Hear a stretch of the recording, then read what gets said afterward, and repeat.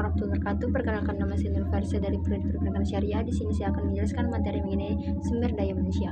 Perencanaan sumber daya manusia. Pengertian perencanaan sumber daya manusia menurut Andrew S. Sikula. Perencanaan sumber daya manusia adalah merupakan proses menentukan kebutuhan tenaga kerja dan berarti mempertemukan kebutuhan tersebut agar pelaksananya berinteraksi dengan rencana organisasi.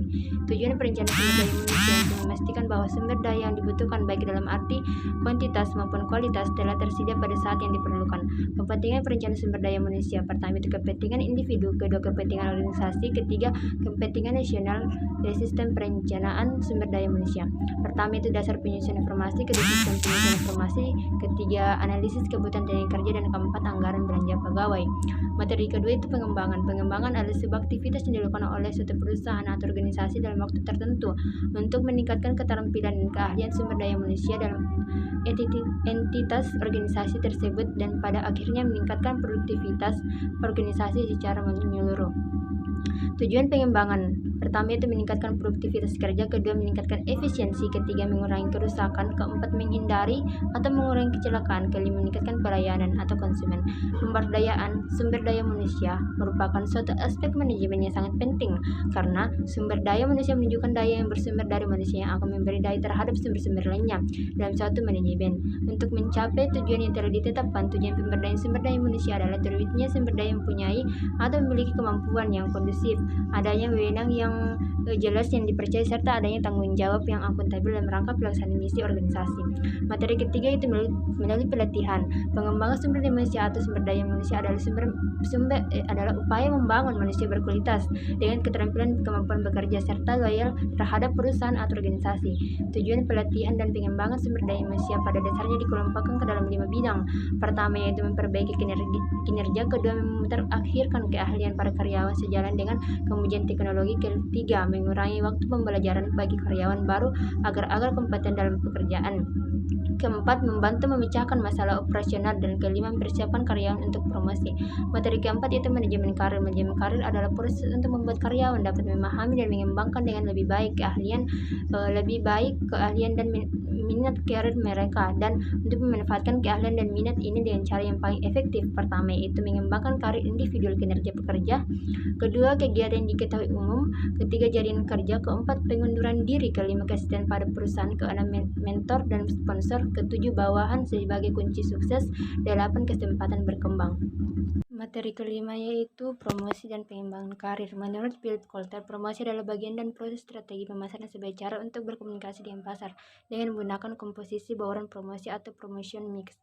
Menurut Terence Asim, promosi memiliki fungsi-fungsi. Pertama informing, kedua persuading, ketiga reminding, keempat adding value.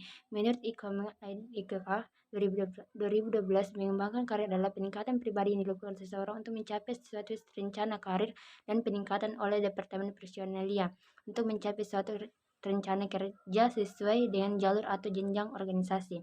Menurut Samsudin, desain program pengembangan karir dibedakan dalam 3 fase, yaitu fase perencanaan, kedua fase pengarahan, dan ketiga fase pengembangan.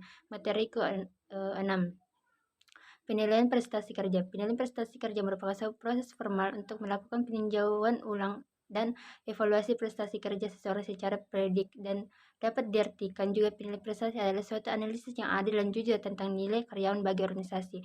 Kegunaan penilaian prestasi kerja. Pertama, perbaikan prestasi kerja, kedua penyusunan kompensasi, ketiga keputusan penempatan, keempat kebutuhan latihan dan pengembangan, dan kelima perencanaan pengembangan karir.